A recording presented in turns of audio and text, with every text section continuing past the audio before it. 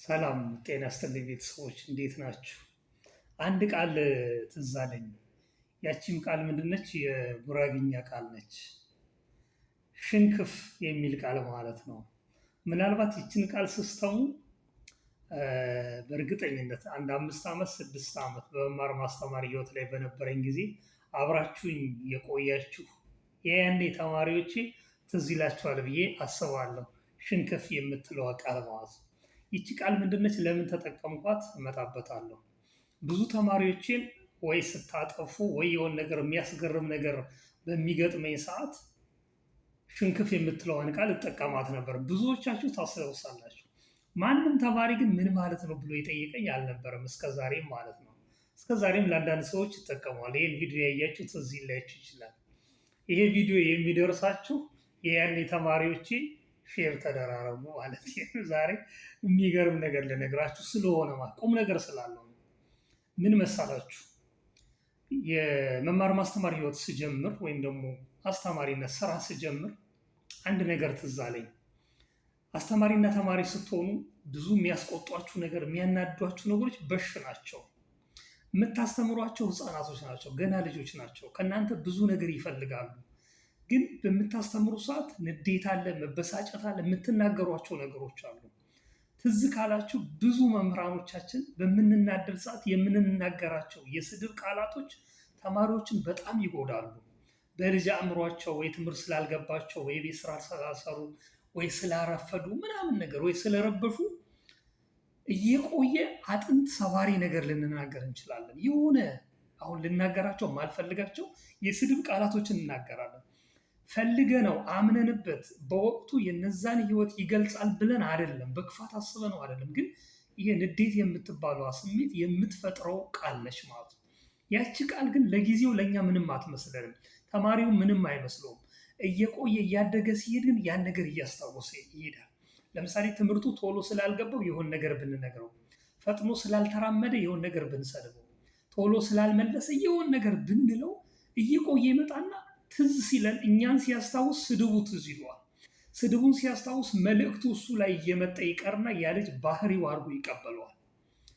ተማሪዎች ብዙ ጊዜ መምህራኖቻችንን ሁሉ ነገር አዋቂ አድርገን ነው የምንወስደው። ባይዘው በነገራችን ላይ ከኛ በሆነ ነገር ይበልጣሉ ብለን እናምናለን ነውም ደግሞ። እና አንድ መምህር ለተማሪው የሚነግረው ነገር እውነት ነው ብሎ የመደምደም ዝንባሌያችን ከፍ ይላል።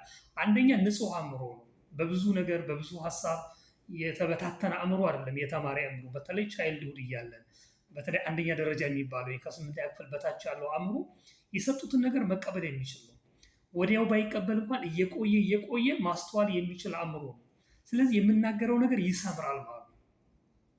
ስለዚህ ወደዛ ስገባ አንድ ነገር አሰብኩኝ። ለተማሪዎቼ የማይሆን የስድብ ቃል ላለመናገር ምን መጠቀም አለብኝ? ቃላት መፈለግ አለብኝ ማለት ነው።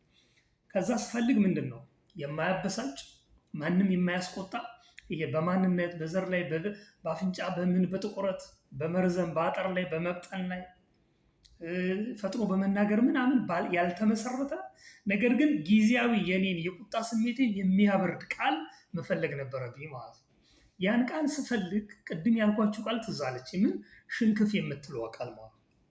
ሽንክፍ የሚለው ቃል የሚገርማችሁ እኔ ባደግኩበት አካባቢ በጉራጌ ዞን አካባቢ ማለት ነው የሚነገር ቃል ነው። በጥንት በአያቶቻችን ጊዜ ሽንክፍ የሚባል ሰው ነበረ። ያ ሰው ከነበረው ማህበረሰብ በእውቀት ከፍ ያለ ነበር፣ ግን ማንም ያልተቀበለው ነበር ይባላል። አፈ ታሪክ ነው እንደሰማሁት ነው። እና ያ ሰውዬ እንደውም ምን ይባላል በጉራግኛ የወቅት አቆጣጠር የቀናት ቀን ቁጥር ምናምን ነገር ይናገር ነበር። ለምሳሌ ስሙን ጠርታችሁ ሽንክፍ ዛሬ ማን ነው ብትሉት እንደዚህ ቀን ይላችኋል። ሽንክፍ ዛሬ ቀኑ ስንት ነው በጉራግኛ አቆጣጠር እንዲህ ብትሉት ምናምን። በጉራግኛ የዓመት የሚቀየረው አዲስ ዓመት መች ነው እንዲህ ስትሉት ይናገራቸዋል።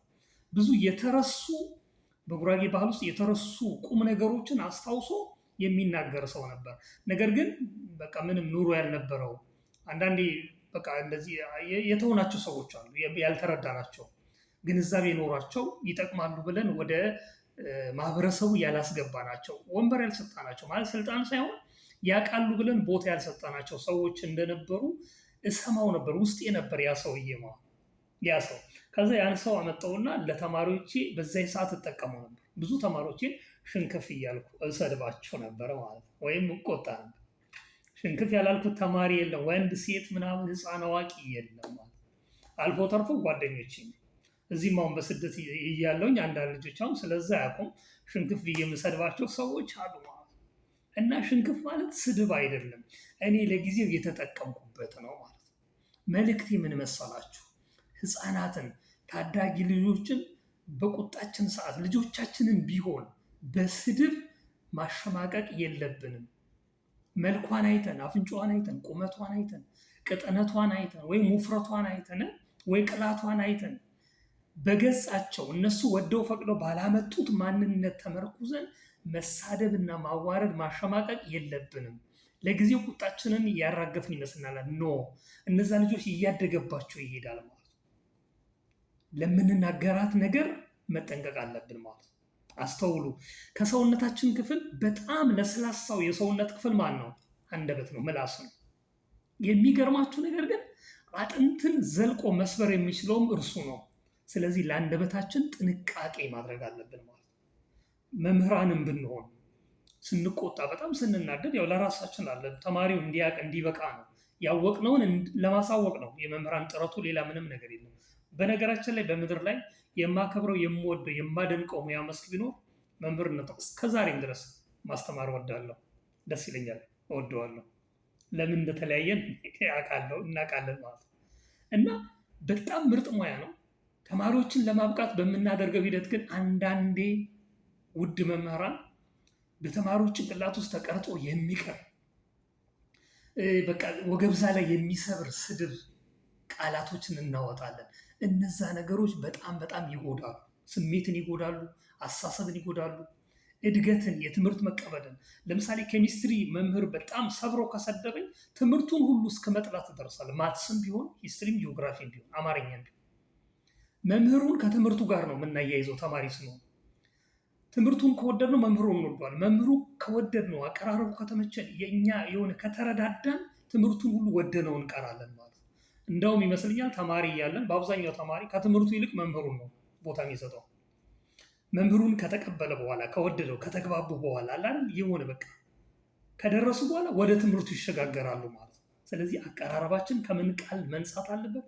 ከስድብ፣ ከነውር ቃል፣ ሞራልን ከሚያወርዱ ቃላቶች መውጣት አለብን። ልጆቻችን አትረቢም፣ አይደደብ፣ ይድፋሽ፣ አንድ ውሃ ሲደልፉ ይድፋሽ ምናምን ላቸው። ድሮም አትረቢም፣ ድሮም አትረባም፣ አንተም ብሎ ምናምን እንዲህ ባትወለድ ምናምን ያን ልጅ ምን ዲሞራላይዝ እያደረግነው ዝቅ እያደረግነው ይመጣል። የምንፈልገው ምንድን ነው? ማንሳት፣ ልጆቹ አዋቂ ጎበዝ እንዲሆኑ። ስለዚህ ህፃናቶችን ወደምንፈልገው ነገር ማድረስ ነው እንጂ የማንፈልገውን ነገር ለምን ደጋግመን እንነግራቸዋለን? አንፈልገውም። አላዋቂነታቸውን አንፈልገውም። ምንፈልገው በእውቀት የከበሩ መሆናቸው፣ ጎበዝ መሆናቸው ስለምንፈልግ የፈለግነውን ነገር እንዲሆኑልን ማነሳሳት፣ ካላቸው ነገር ላይ ብድግ ማድረግ። ትንሽ ያውቃሉ፣ በእውቀታቸው ላይ በመመስረት ማነሳት ይቻላል ማለት ነው። አንዳንዴ ስናወያያቸው እንዲህ የሆነ ነገር ሀሳብ ሲሰጡ ምናምን ይናገራሉ አይደለም፣ ሊሳሳቱ ይችላሉ። እኛ መናገር ስንጀምር አይደለም ብለን አይደለም፣ ልክ ነህ ብለን እንነሳ። ልክ ነህ ግን ይሄ ነገር ጨምርበት፣ አንተ እንዳልከው ሊሆን ይችላል ግን ይሄን ብታረግ እንዲህ ይሻላል፣ አንተ ካልከው ነገር ይሄን ደግሞ ጨምርበት። ካላቸው ነገር ላይ ኢኒሺየት እናርጋቸው፣ ወደ ላይ አፕሪሺየት እናርጋቸው፣ እናሞግሳቸው፣ ጎበዝ እንደሆኑ እንንገራቸው፣ በሁሉ ነገር ብቁ እንደሆኑ ግን የመጨረሻው እንዳልሆነ የሚቀራቸው ብዙ ነገር እንዳለ አሻማሻም በማለት ከስድብ ቃል በመጠበቅ ልጆቻችንን ተማሪዎቻችንን ወደምንፈልገው በጎ ገጽታና እውቀት እንድናደርሳቸው በዚህ አጭር ቪዲዮ አደራ ማለት እወዳለሁ።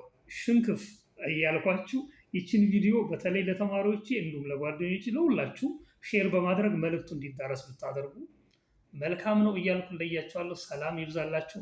በተለያየ ቃላት እንገናኛለን። ሰላም ይብዛላችሁ።